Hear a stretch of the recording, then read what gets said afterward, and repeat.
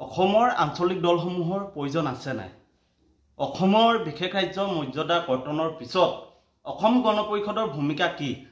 অসম গণ পৰিষদে কিয় অসমৰ যি বিশেষ ৰাজ্য মৰ্যাদা এই মৰ্যাদা কথা কেন্দ্ৰীয় চৰকাৰক ক'ব নোৱাৰে? এই সন্দৰ্ভত শিৱসাগৰ সমষ্টিৰ সন্মানীয় বিধায়ক তথা ৰাইজৰ দলৰ সভাপতি অখিল গগৈ ডাঙৰীয়াই তেখেতে প্ৰতিক্ৰিয়া ব্যক্ত কৰিছে আৰু কৈছে যে বৰ্তমান কেন্দ্ৰত NDA চৰকাৰ হ'ল, NDA চৰকাৰৰ অংশীদাৰী দল অসমৰ আঞ্চলিক দল অসম গণ পৰিষদ আৰু UPPL। কিন্তু এই দুটা দলে আজি অসমৰ পৰা চৰকাৰৰ অংশীদাৰ হৈও তেখেতলোকে অসমৰ কাৰণে কি বিচাৰিছে? কিয় তেখেতলোকে নিমাতী কন্যা হৈ আছে? কিয় অসমৰ বিশেষ ৰাজ্য মৰ্যাদাৰ বা অন্যান্য অসমৰ ইছ্যুসমূহৰ সন্দৰ্ভত তেখেতলোকে কেন্দ্ৰীয় চৰকাৰক দাবী কৰিব পৰা নাই? এই সন্দৰ্ভত ৰাইজৰ দলৰ সভাপতিগৰাকীয়ে প্ৰতিক্ৰিয়া ব্যক্ত কৰিছে আৰু তেখেতে কৈছে যে আজি নীতিশ কুমাৰে বিহাৰৰ কাৰণে বিশেষ ৰাজ্য মৰ্যাদা দাবী কৰিছে। আজি চন্দ্ৰবাবু নাইডুৱে তেখেতৰ নিজৰ ৰাজ্যখনৰ কাৰণে বিশেষ ৰাজ্য মৰ্যাদা দাবী কৰিছে, কাৰণ পূৰ্বতে NDA চৰকাৰখনে BJP চৰকাৰখনে বিহাৰ আৰু অন্ধ্ৰপ্ৰদেশৰ পৰা বিশেষ ৰাজ্য মৰ্যাদা তেখেতলোকে কাঢ়ি আনিছিল। আৰু আজি তেখেতলোকে ক্ষমতাত অহাৰ লগে লগে আজি যিহেতু আপোনালোকে জানে যে BJPয়ে অকলে চৰকাৰ গঠন কৰিব পৰা নাই, তাৰ বাবে নীতিশ কুমাৰ আৰু চন্দ্ৰবাবু নাইডুৰ সহায় প্ৰয়োজন হৈছে। আৰু সেই সহায় তেখেতলোকে তেতিয়াহে কৰিব যেতিয়া তেখেতলোকৰ যি অধিকাৰ সেই অধিকাৰ তেখেতলোকক ঘূৰাই দিব। BJP চৰকাৰখনে পূৰ্বতে কাঢ়ি অনা যি অধিকাৰ সেই অধিকাৰ তেখেতলোকক ঘূৰাই দিব।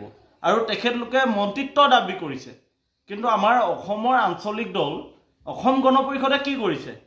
কেৱল মনে মনে থকা বাহিৰে তেখেতলোকে কিবা কৰিছেনে? গতিকে আজি ৰাইজৰ দলৰ সভাপতি অখিল গগৈ ডাঙৰীয়াই তেখেতে প্ৰতিক্ৰিয়া ব্যক্ত কৰিছে আৰু তেখেতে কৈছে যে অসমত শক্তিশালী আঞ্চলিক দল প্ৰয়োজন, যি আঞ্চলিক দলে কেৱল অসমৰ সমস্যাসমূহৰ কথা শক্তিশালী ৰূপত কেন্দ্ৰীয় চৰকাৰৰ সন্মুখত ক'ব পাৰিব। গতিকে অখিল গগৈ ডাঙৰীয়াৰ যি বক্তব্য আছে আমি সেয়া শুনাবলৈ চেষ্টা কৰিম। আৰু লগতে আমি ক'ব খুজিছোঁ যে হয়, এতিয়া অসম গণ পৰিষদটো কোনো কাম নোহোৱা এটা ৰাজনৈতিক দললৈ পৰিণত হৈছে। কেৱল অসম গণ পৰিষদত থাকি মন্ত্ৰিত্বৰ লোভত একাংশই ক্ষমতাৰ খকত ৰাগিয়াল হৈ আছে। তেখেতলোকে কোনো অসমৰ সমস্যাক লৈ আজিৰ তাৰিখত দায়বদ্ধ নহয়।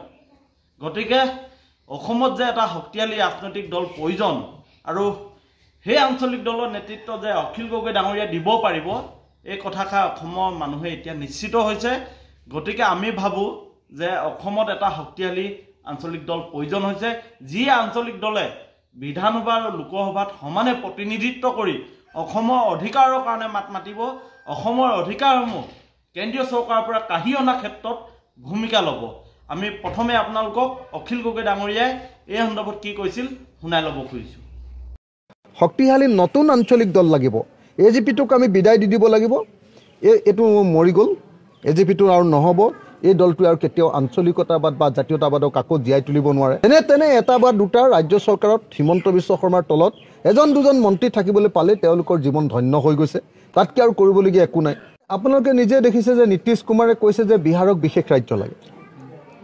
চন্দ্ৰবাবু নাইডুৱে কৈছে যে অন্ধ্ৰপ্ৰদেশৰ তোমালোকে বিশেষ ৰাজ্যৰ মৰ্যাদা কাটি দিছিলে, আকৌ ঘূৰাই দিয়া।